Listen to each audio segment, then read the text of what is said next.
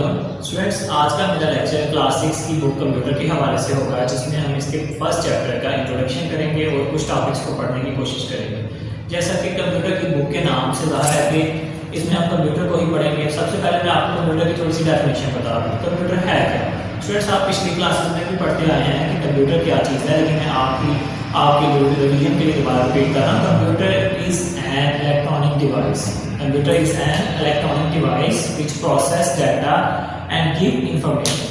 जो डाटा को प्रोसेस करके हमें इंफॉर्मेशन देती है और फर्दर फ्यूचर के लिए इसको स्टोर करने की भी सलाहियत रखती है। ये तो स्टूडेंट्स कंप्यूटर की डेफिनेशन। अब अपनी बुक पे आ जाएं, बुक के पेज नंबर 4 पे। पेज नंबर 4 जहाँ से आपकी बुक स्टार्ट हो रही है, इसका पहला chapter topic he what is a computer.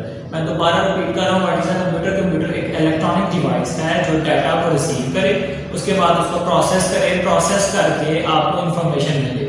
मैं आपके लिए दोबारा रिपीट कर रहा हूँ, मेरी बात को आप नोट भी कर सकते हो। Computer is an electronic device which process data and give information. Okay students, अब इसी के साथ नेक्स्ट टॉपिक है आपका कंप्यूटर के बाद कि कंप्यूटर के पार्ट्स कौन से हैं। कंप्यूटर के दो पार्ट्स हैं।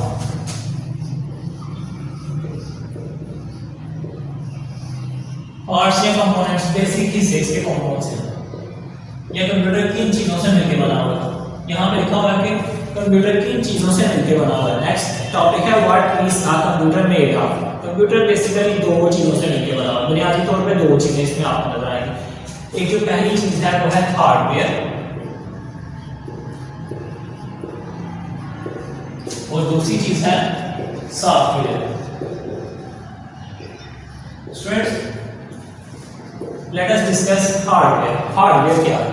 hardware all physical components of computer, all physical components of computer which can easily touch, जिनको हम easily touch कर सकते हैं। physical components like keyboard, mouse, ये तमाम चीजें क्या कहलाती हैं? हार्डवेयर। इनके बारे में आप अपनी पिछली क्लासेस में भी पढ़ चुके हैं। Software non physical components of computers which cannot be touched, जिनको हम टच नहीं कर सकते, नॉन फिजिकल कंपोनेंट्स पार्ट्स हैं, ये क्या कहलाते हैं? सॉफ्टवेयर। अब नेक्स्ट जो हमारा टॉपिक है सॉफ्टवेयर के बाद कि सॉफ्टवेयर की कितनी काइंड्स हैं। सॉफ्टवेयर को बुनियादी तौर पर दो हिस्सों में तकसीम किया जाता है, या दो इसकी मजीद टाइप्स हैं। पहली टाइप है सिस्टम सॉफ्टवेयर, पहली टाइप है सिस्टम सॉफ्टवेयर। दूसरी टाइप है एप्लीकेशन सॉफ्टवेयर। सिस्टम सॉफ्टवेयर और एप्लीकेशन सॉफ्टवेयर में क्या डिफरेंस है, अब ये हम पढ़ते हैं।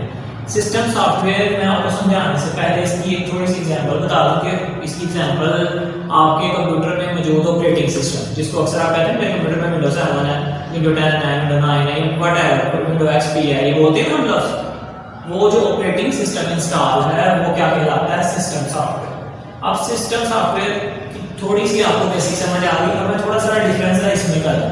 इसलिए आपको समझ आएगी जो विंडोज इंस्टॉल है, जो ऑपरेटिंग सिस्टम आपके कंप्यूटर में इंस्टॉल होता है, वो क्या कहलाता है? System software. और एप्लीकेशन सॉफ्टवेयर स्टूडेंट्स वो तमाम सॉफ्टवेयर्स हैं जो कि एप्लीकेशंस के लिए बनाए जाते हैं, लाइक प्रिंटिंग के लिए एमएस वर्ड, जिसकी मदद से हम कोई भी चीज़ कंप्यूटर में प्रिंट करते हैं।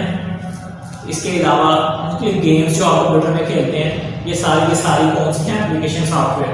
आप म्यूजिक चलाते हैं कंप्यूटर में, वो भी एक एप्लीकेशन सॉफ्टवेयर से चलेगा। आप वीडियो चलाते हैं, वो भी एक एप्लीकेशन सॉफ्टवेयर से चलेगा। या ऑडियो वीडियो जितने भी सॉफ्टवेयर हैं, ये सारे के सारे कौन से हैं? एप्लीकेशन।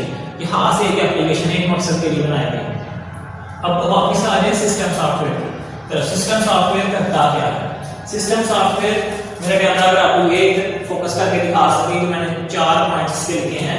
सिस्टम सॉफ्टवेयर का जो पहला मकसद होता है, ये इसका मकसद है कम्युनिकेशन ऑफ डिफरेंट पार्ट्स। ये कंप्यूटर के डिफरेंट पार्ट्स के दरमियान में कम्युनिकेशन का काम करता है। मींस कि ये सॉफ्टवेयर और हार्डवेयर को लिंक करता है। ओके स्टूडेंट्स, उसके बाद नेक्स्ट इसका काम है मैनेज द रिसोर्सेज। ये अपने रिसोर्सेज को मैनेज करता है। रिसोर्सेज से मुराद आपका प्रिंटर भी हो जाएगा, आपके कंप्यूटर में दूसरे प्रोग्राम्स भी शामिल हैं, इसमें हार्डवेयर और सॉफ्टवेयर दोनों शामिल हैं, तमाम चीज़ों को मैनेज करता है। यूजर इंटरफेस, यूजर इंटरफेस से मुराद एक एनवायरनमेंट प्रोवाइड करता है कि हम कम्युनिकेट कर सकें कंप्यूटर के साथ। वो जो आपको स्क्रीन में विंडो का पूरा एक व्यू नजर आ रहा है, मुकम्मल उसमें आइकॉन नजर आ रहे हैं, तो क्लिक करना है, इसमें ये चीज़ है, इसमें ये चीज़ है, उन सबको ये मैनेज कर रहा होता है। यूजर इंटरफेस आपको प्रोवाइड कर रहा है। इंटरफेस, यूजर इंटरफेस की समझ आ रही है कि एनवायरनमेंट प्रोवाइड कर रहा है कि जहाँ पे हम काम कर सकते हैं कंप्यूटर में। नेक्स्ट इसका मेन मकसद है help in running of application software.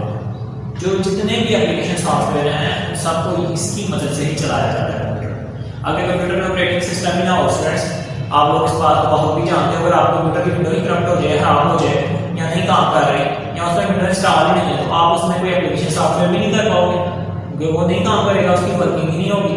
It means कि ये क्या करता है, help in running of application software, ये तमाम एप्लीकेशन सॉफ्टवेयर को भी चलाता है। इसी के साथ आज का मेरा लेक्चर खत्म हुआ और इंशाल्लाह उम्मीद करते हैं कि आपको इसकी अच्छी समझ आई होगी। अगले लेक्चर के साथ मिलेंगे। अस्सलाम वालेकुम।